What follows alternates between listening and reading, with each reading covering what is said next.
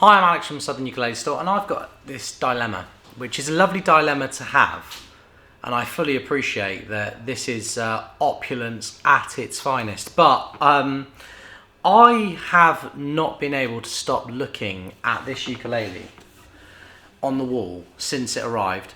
I think visually it's my favourite looking uke we've had going back maybe 5 or 6 years.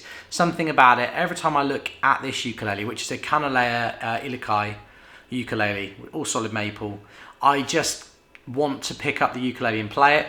And then sometimes I do get it off the wall and I give it a strum, and then I look at Romeo or I look at Phil and I'm like, you know, it's that kind of solid nod of approval.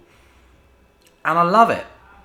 But I'm skint, which we can all relate to.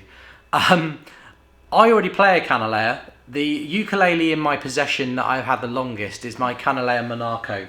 The OG Kanile'a Monaco, which is this one here, which is all solid mango. And for many, many years, for the last 4.5 years, this has been my main instrument. I recently started using a revelator, and this one has been on the stand at home, and I still pick it up most days and I give it a play, and I'm like, yeah, this is up there. This is in that top 1% of the 1% of ukuleles that I've played. And it's very special to me. I mean, it's not a major feature, but there is actually like a kind of very subtly dyed Alex Beds on there from Kanile'a. I spoke to Kanile'a before I thought about doing this video. And they're totally on board with what I'm about to say. But I think I may have to trade this in to get this. But I wanted to share this experience with you because I don't buy a ukulele every day. I'm not the customer very often. Normally I'm the guy talking to you at the camera. And I wanted to go through, I guess, what I think and what I do when I'm looking at buying an instrument. So this Monaco, I'm going to talk myself out of the ukulele now because the Monaco is great. There's nothing about this ukulele I don't like. I love the slotted headstock, which was based on the KSRT, which was a new model in 2019. So when this came out in 2020, it was a new spec thing.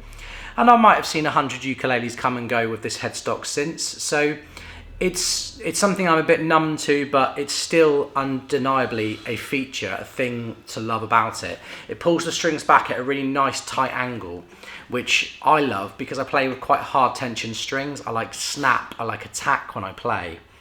And as much as I say I'm a fingerstyle player, because I do videos for Southern Ukulele Store, when I'm performing, it's a mixture of strumming, it's a mixture of picking, and I've written a lot of my favourite songs about deeply personal things in my life on this ukulele, and I associate it with this ukulele.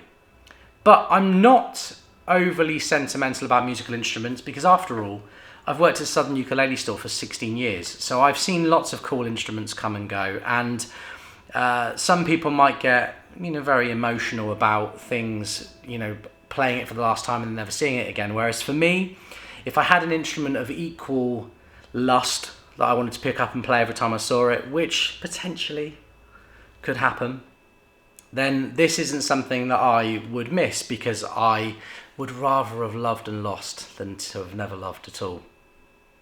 So the Monaco, all solid mango, it's dark, it's creamy, it's woolly, it's got all of those lovely adjectives, and you can say all sorts of thrilly things about it, but actually I'm going to play it for you now and you can hear what I like about it. Pay attention to the low G and the C string, which just boom in the sexiest way possible.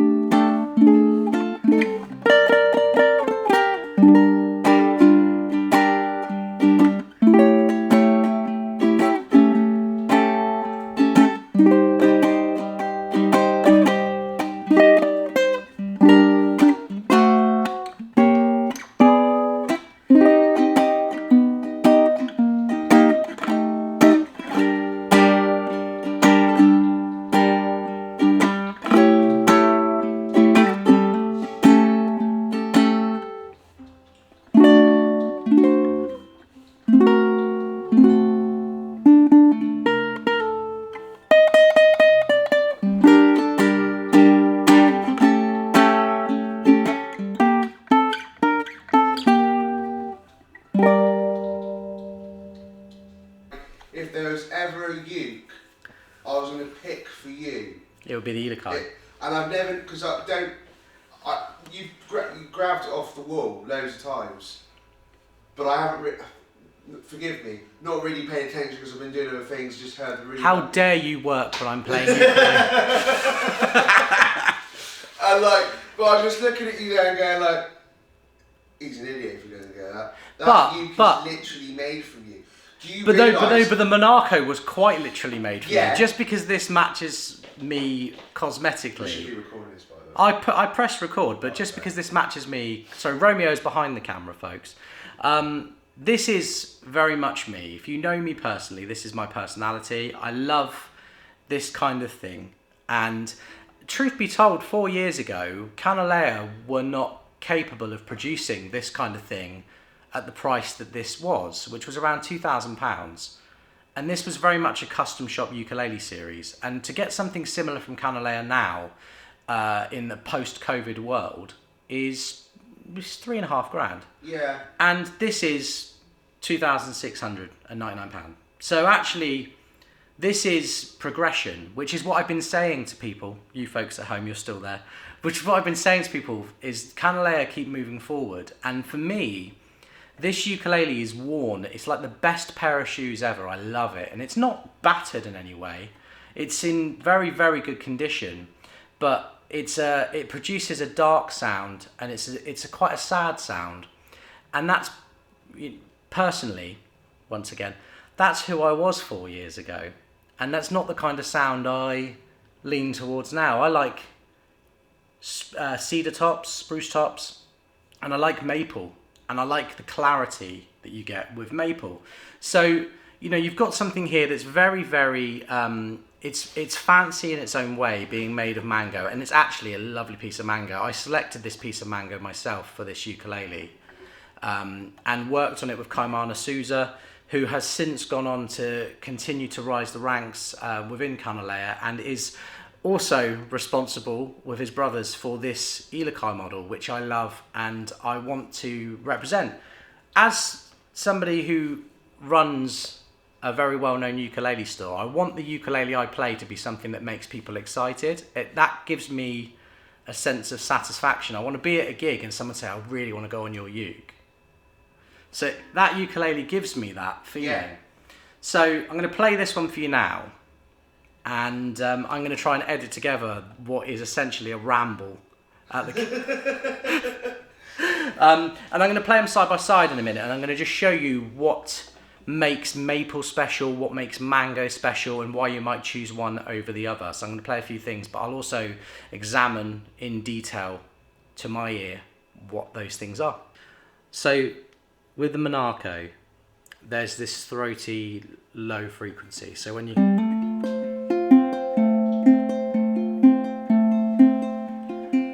So the darker notes, they ring out longer and they ring out louder.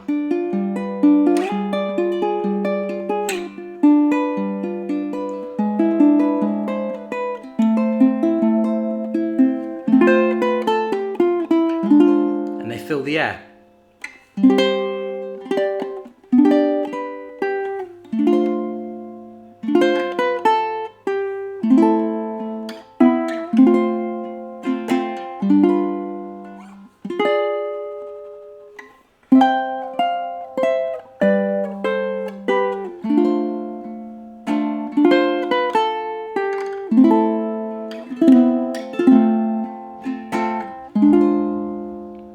So if you're playing low G, you really, really feel that. You quite literally feel it against your body. That's what mango does very, very well.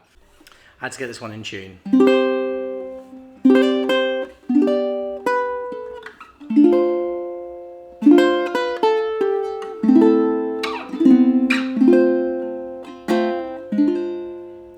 So hopefully you can hear already the difference between the mango and the maple. The mango is booming and it's ringing out and it's filling the room with lower frequency.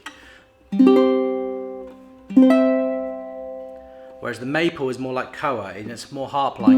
It's cleaner and it's louder. But it's the brighter frequencies that stand out.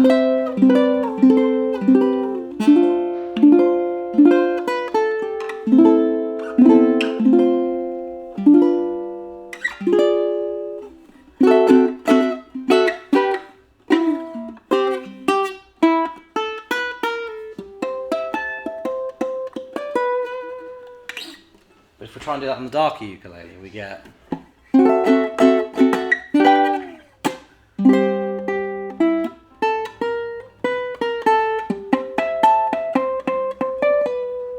It's a thicker note.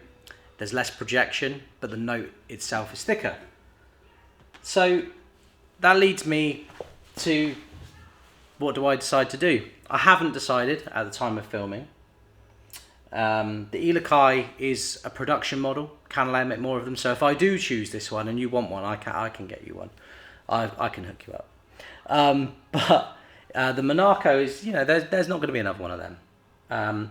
It's a left-handed one, but if I do end up selling this ukulele, this will convert very nicely to a right-hander. So if you've always had your eye on a Monaco, this is accessible to lefties or righties. But it's all down to the sound I'm looking for. And I think the sound I'm looking for in 2024 is cleaner and brighter than the sound I was looking for in 2020.